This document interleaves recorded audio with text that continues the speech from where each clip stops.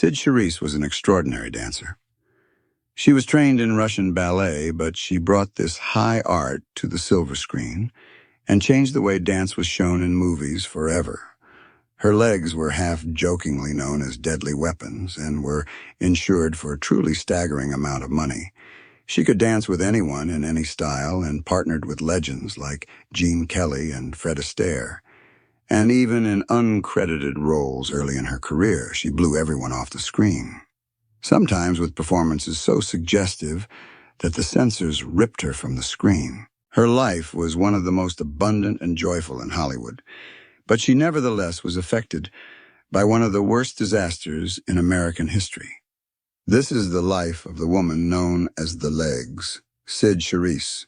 Before we delve into the rise and fall of this legendary icon, I'd love to know where in the world you're watching this video from. Sit back with a drink in hand as we journey back in time to an era where light shone brightly, but tragedies were even darker. The story of the woman who would become the most elegant set of legs in Hollywood history began far away from the velvet ropes and silver screens of Los Angeles. It started in the dusty, windswept plains of Amarillo, Texas, in the early 1920s. Tula Ellis Finklia was born on March 8, 1922, into a world that was teetering on the edge of modern chaos, while the roaring 20s were just beginning to swing in the coastal cities. Life in the Texas Panhandle remained hardened and stoic. But for the Finklia family, the real threat wasn't the economic uncertainty that would soon grip the nation. It was a silent, invisible predator that stalked the nurseries and playgrounds of America. In the early 20th century, there was perhaps no word that struck more terror into the hearts of American parents than polio. It was a disease without a cure, a plague that descended without warning, twisting the limbs of children and leaving them paralyzed or dependent on iron lungs to breathe. Fate, with a cruel sense of irony, chose Tula as its victim. The girl who would one day be insured for millions of dollars because of her lower limbs was struck down by this debilitating virus as a child. The muscles in her legs atrophied, leaving her frail and weak. The doctors of the era offered grim prognoses for polio survivors, often predicting a lifetime of braces, crutches, or limited mobility. For a young girl in Texas, the future seemed to shrink down to the four walls of a sick room. However, the trajectory of her life was altered by the vision of her father, in a time when rest was often the prescribed cure. He made a decision that was both radical and intuitive. He did not accept that his daughter would remain an invalid. He believed that the only way to fight the atrophy was through rigorous, disciplined movement. He encouraged the 8-year-old Tula to take up ballet, not necessarily as an artistic pursuit, but as a form of desperate physical therapy to regain her strength. It was a gamble that would save her from disability and inadvertently set the stage for a legendary career. This origin story reveals the primal wound that defined Cyd Charisse's psychology. Unlike many of her contemporaries who danced for the sheer joy of movement or the hunger for applause, Tula began dancing for survival. Her relationship with the art form was forged in pain. Every plie and tendu in those early days was a battle against her own body's limitations. This early confrontation with physical frailty likely birthed the stoicism that became her trademark. She learned to mask effort with grace, to hide agony behind a serene expression, a skill that would later make her the perfect foil for the frantic energy of Hollywood musicals. She was building an armor of muscle and technique that would eventually make her invincible. But the memory of that weakness surely lingered in the back of her mind. Even in the remote town of Amarillo, which had a population of fewer than 50,000 people in the 1930s, The cultural reach of dance was surprisingly strong. This was largely due to the touring performances of European artists, particularly the Russians, and the glamorization of ballerinas in silent and early sound films. Movies like Grand Hotel, where Greta Garbo played a tragic ballerina, permeated the American consciousness, making the rigorous art form appealing even in the rugged landscape of Texas. Tula was swept up in this wave. What began as therapy transformed into an obsession. She didn't just recover, she excelled. Her dedication was absolute, perhaps driven by the subconscious fear that if she stopped moving, the paralysis might return. Her talent was too immense for the confines of Texas. By her mid-teens, Tula had outgrown local instruction. Her family sent her to Los Angeles to study with the best, seeking out Russian expatriates like Adolf Baum and Bronislava Nijinsky. This was the era when the center of the ballet world was shifting from Paris and St. Petersburg to the United States, driven by the geopolitical storms brewing in Europe. Tula, the girl from Texas, found herself immersed in the rigorous aristocratic tradition of the Russian school. It was here that her identity began to fracture and rebuild. The name Tula did not fit the elegant creature she was becoming. Her nickname, Cyd, had innocent origins. Her younger brother Thomas had struggled to pronounce the word cis, and the moniker stuck later. When she arrived at MGM, the spelling would be refined to the more exotic Cyd by producer Arthur Freed. But in the ballet studios of Los Angeles, she was simply a young American girl trying to prove she had the soul of a Russian artist. Her transformation was completed when she joined Colonel de Basil's Ballet Russe de Monte Carlo in the prejudiced world of high art during the 1930s. American dancers were often looked down upon as lacking the depth and pedigree of their European counterparts. To be taken seriously in the corps de ballet, Tula had to shed her American skin entirely. She performed under the stage names Felia Sidorova and later Maria Istomina. It was a necessary deception. The girl from Amarillo had to erase her past to secure her future, learning to project an air of European mystery that would later serve her well in her film career. The final piece of her pre-Hollywood life fell into place when she fell in love with her instructor. Cyd Charisse was a Greek dancer and teacher, a man deeply embedded in the world she aspired to conquer. They married in Paris in 1939 during a tour with the ballet company. She was only 18 years old. This marriage can be seen as another form of seeking safety, just as ballet had saved her legs. Nico offered a structured path into the professional world of dance. However, the timing was ominous. They were in Europe just as the continent was plunging into the darkness of World War II. The outbreak of war shattered the touring schedules of the Ballet Russe, dismantling the world Tula had worked so hard to enter. The conflict forced the couple to retreat. They left the uncertainty of Europe and moved to Los Angeles. Where Nico had an established school, it was a retreat, but also a new beginning. The war had closed the door on her career as a touring classical ballerina in Europe, but it opened a window in Hollywood.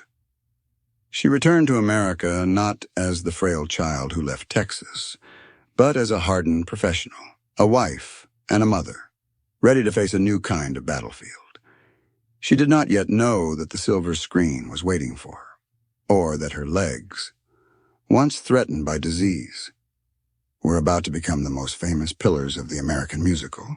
When Tula Ellis Finklia arrived in Los Angeles, she carried with her the discipline of the Russian ballet, but Hollywood was a different beast entirely. It did not care about the purity of her pirouettes.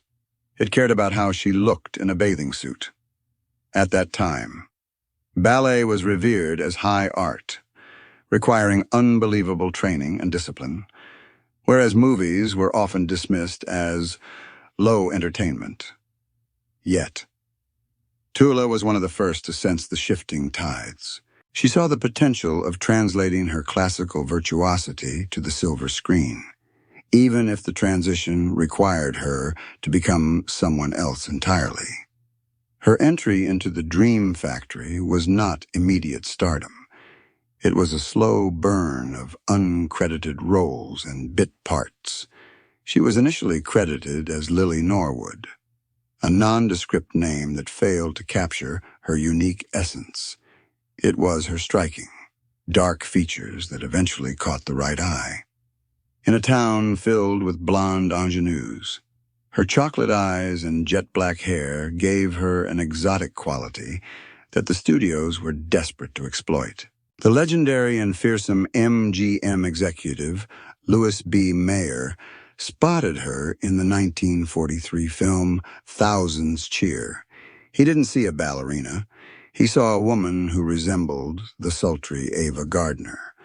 Mayer famously asked Warner Brothers if MGM could have her, and when they agreed, the machinery of stardom began to turn.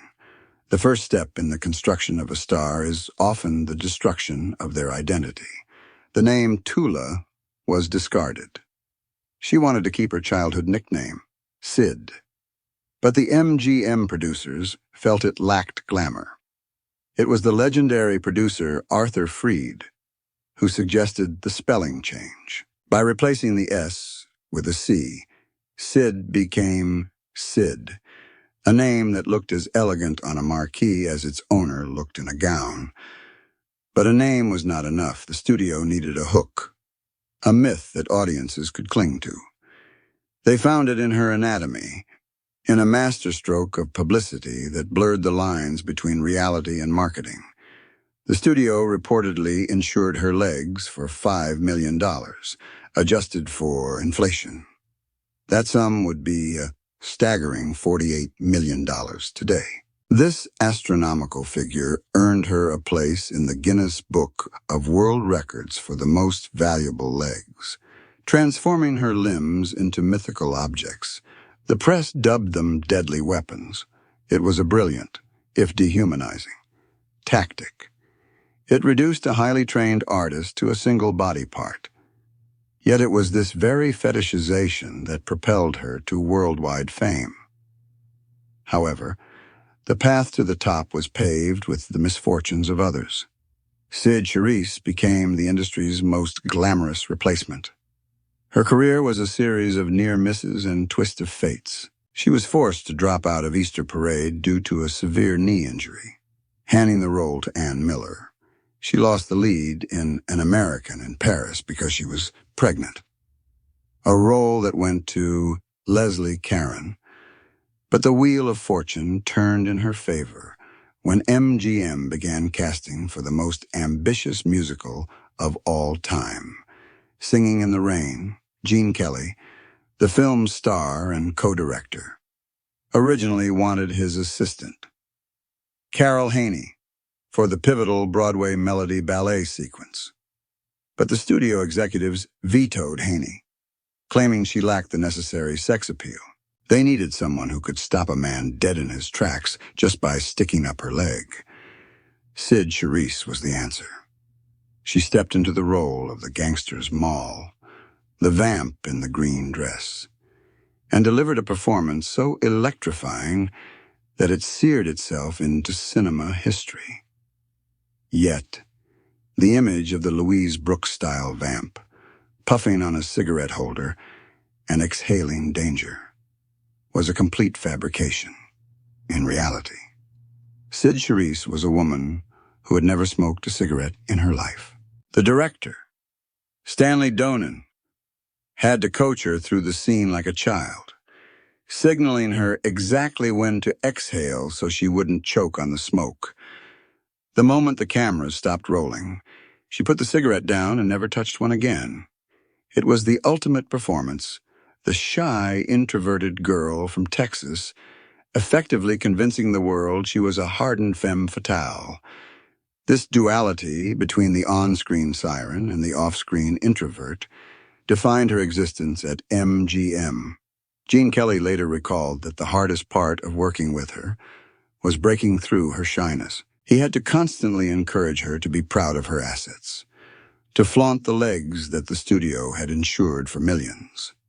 She was modest to a fault, often feeling uncomfortable with the pedestal the public placed her on. She famously said she never thought of herself as a star, viewing her work simply as a job she loved. The physical toll of maintaining this illusion was immense. Cyd had the unique distinction of partnering with the two titans of dance, Gene Kelly and Fred Astaire. She was the only woman to dance on screen with both men at the height of their powers, and she offered a visceral comparison of their styles. She described them as apples and oranges, both delicious but fundamentally different. However, her husband, singer Tony Martin, had a more physical way of telling them apart. He claimed he always knew who she had been rehearsing with by the state of her body when she came home. If she returned covered in black and blue bruises, she had been dancing with Gene Kelly.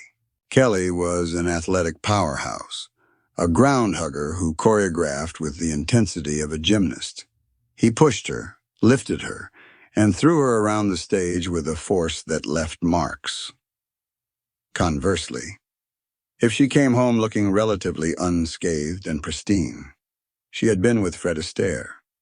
Astaire was the epitome of elegance and rhythm, a perfectionist of a different breed who treated his partner with the delicate touch of a ballroom savant.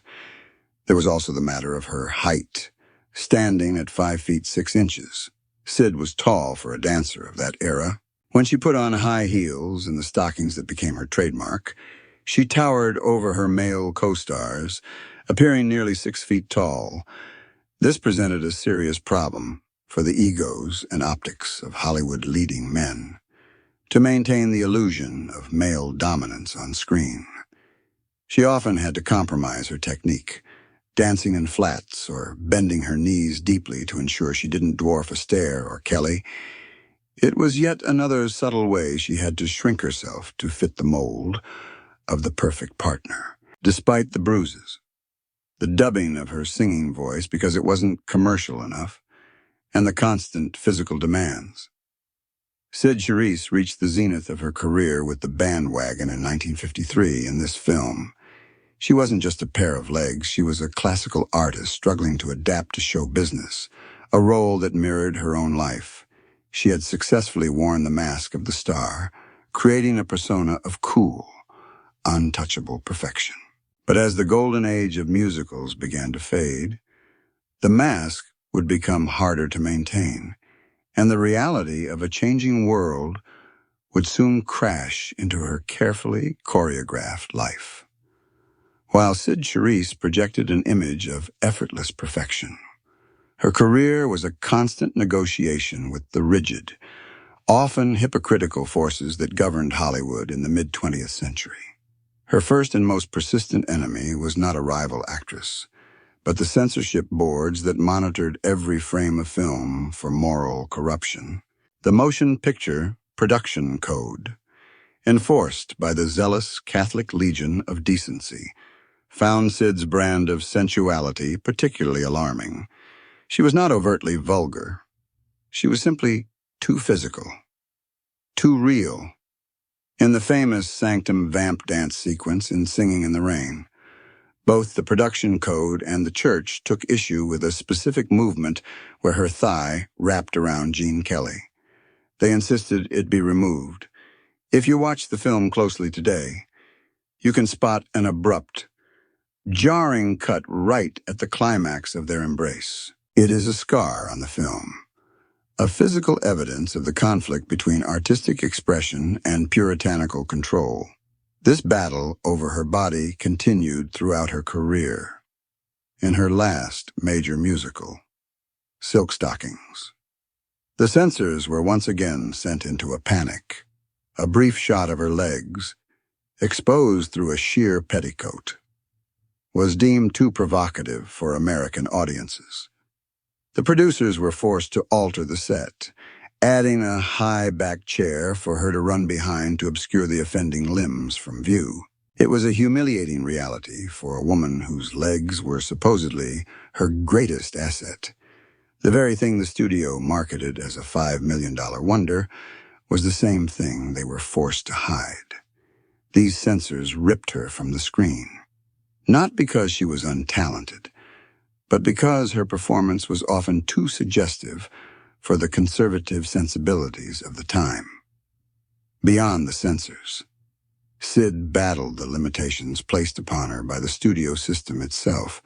MGM, the Factory of Dreams, was also a gilded cage. While they ensured her legs, they silenced her voice. Despite taking extensive voice lessons to lose her Texas accent, her singing voice was never considered strong enough for the high standards of Hollywood musicals.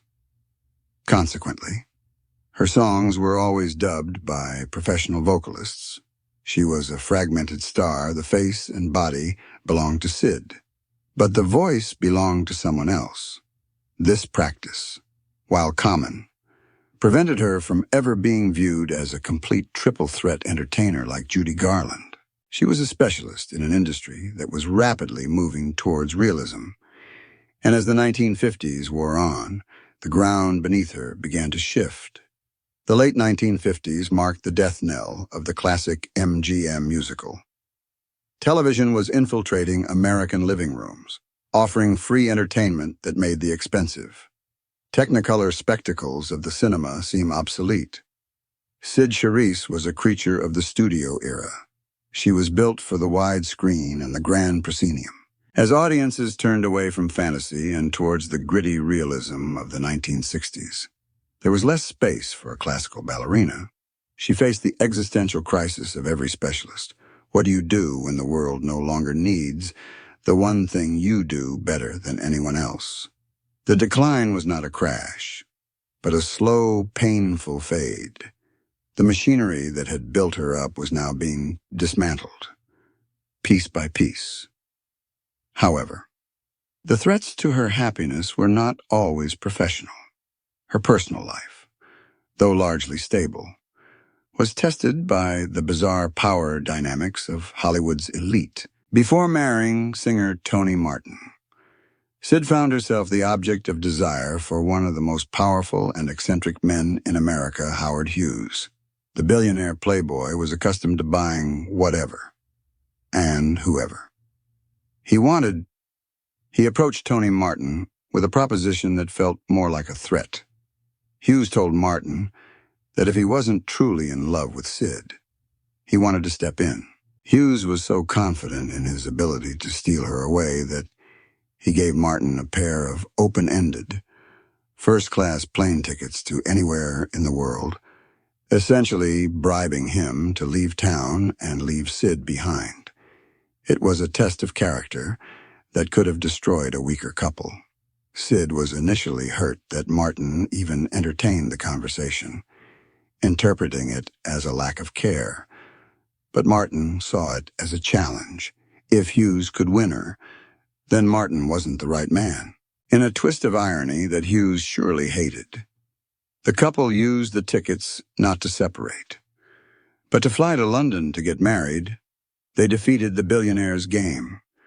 But the incident highlighted the predatory nature of the industry, where women were often treated as trophies to be traded between powerful men.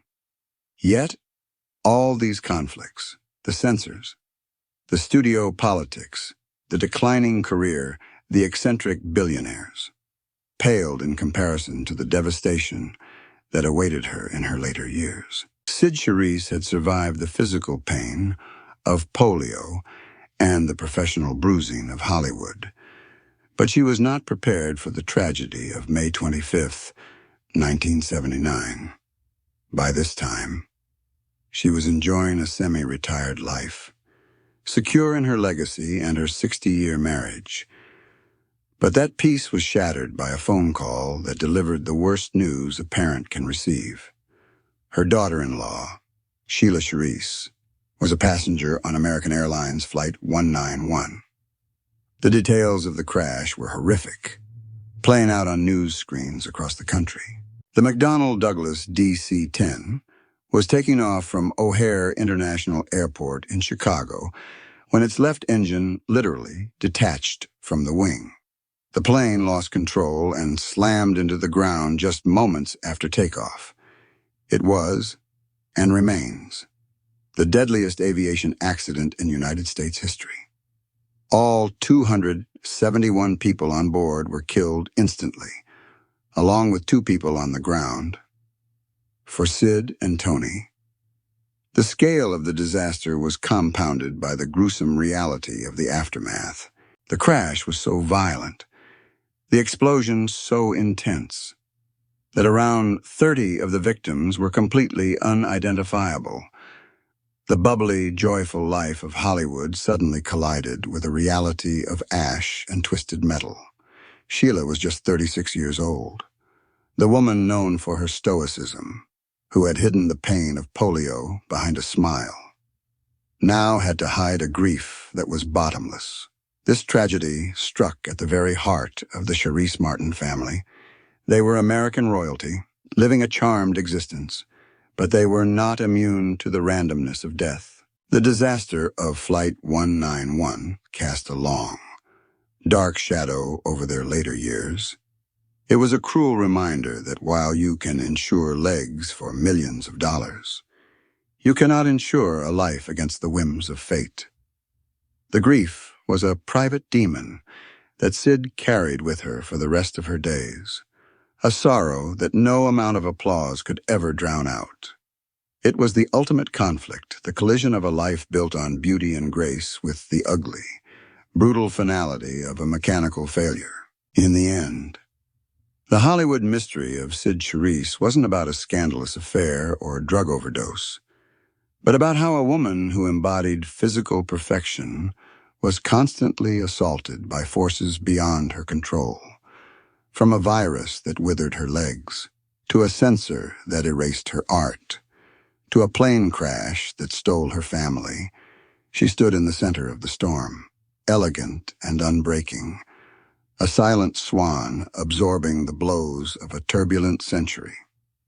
Unlike acting, which allows a performer to age gracefully into character roles, dance is a cruel mistress with a strict expiration date. The body, no matter how insured or celebrated, eventually imposes its limits. For Cyd Charisse, the decline was not a loss of talent, but a concession to biology.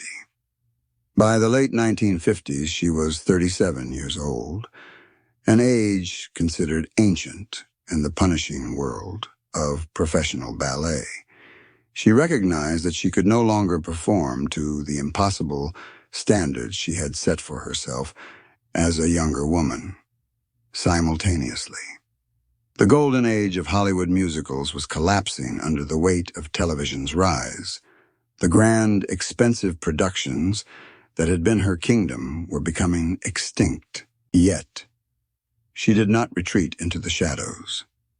Cyd Charisse was a survivor. When the movies stopped calling for dancers, she reinvented herself. In 1963, she and her husband, Tony Martin, took their chemistry to the nightclub circuit, touring Las Vegas and major cities with a singing and dancing act that kept them in the public eye. She appeared on television shows like Hawaii Five-0 and The Love Boat, and remarkably, made her Broadway debut at the age of 69 in the musical Grand Hotel. She admitted that putting on the ballet shoes again was tough, but the thrill of performance kept her going. However, the spotlight eventually dims for everyone as the new millennium arrived. The woman who had once defied gravity began to slow down, her public appearances becoming rarer, a fading echo of a bygone era. The final curtain fell on June 17, 2008. Cyd Charisse passed away at Cedars-Sinai Medical Center in Los Angeles after suffering a heart attack. She was 86 years old. It was a quiet, sudden exit for a woman whose life had been defined by explosive movement and vitality. The legs that had been insured for millions. The body that had survived polio, to conquer Hollywood, finally came to rest. There were no cameras, no orchestras, only the silence of a hospital room. The woman known as the Legs had taken her final step, leaving a world that had moved on from the elegance she represented. Her death revealed the deep, complex bond she shared with her husband of 60 years. Their union had survived the pressures of fame, the interference of billionaires, and the tragedy of a plane crash. Now, faced with the ultimate separation, the logistical reality of their different faiths came to the forefront. Cyd was a practicing Methodist, while Tony Martin was Jewish, in a final act of unity. She had a Methodist service but was buried in the Hillside Memorial Park, a Jewish cemetery in Culver City, California, so that they could eventually rest together. To look back at the life of Cyd Charisse is to witness the ultimate illusion of the Hollywood dream machine. We are drawn to her story not just because of the glamour, but because of the stark contrast between the physical perfection she projected and the fragility of her origins. The woman who possessed the most valuable legs in cinema history was once a child who feared she would never walk again. She spent her life defying gravity, yet she remained tethered to the harsh realities of the human condition. We are fascinated by her because she represents the price of perfection. She traded a normal childhood for the bar, her voice for a studio dub, and her identity for a stage name. In the end, the Stoic Swan taught us that grace is not a gift, it is a conquest, won through pain and discipline that the audience is never meant to see. However, her story is also a quiet indictment of the system that created her, the golden age of Hollywood. For all its technicolor brilliance, was a ruthlessly efficient factory. It took a shy, introverted girl from Texas and reduced her to a fetishized object, a pair of deadly weapons insured for a publicity stunt. The studio system capitalized on her body while often silencing her artistic voice, treating her as a beautiful moving statue rather than a complete artist. Furthermore, her life serves as a brutal reminder that fame offers no protection against the randomness of fate. The tragedy of Flight 191 proved that even the most charmed life, filled with wealth and adoration, is vulnerable to the same sudden, mechanical violence that affects the common man. The glittering bubble of Hollywood could not stop a plane from falling out of the sky. Yet, we should not remember Cyd Charisse as a victim of polio or a casualty of studio politics. We must remember her as a pioneer who bridged the gap between high art and popular culture. Her legacy is etched into the DNA of modern dance and pop music. When you watch Michael Jackson lean forward in the Smooth Criminal video, defying the laws of physics, you are seeing the ghost of Cyd Charisse in the bandwagon. Jackson, the king of pop, studied her moves, wore her costumes, and honored her style. She brought the discipline of the Russian ballet to the American masses, proving that a girl from the dust of Amarillo could hold her own against the greatest legends of her time.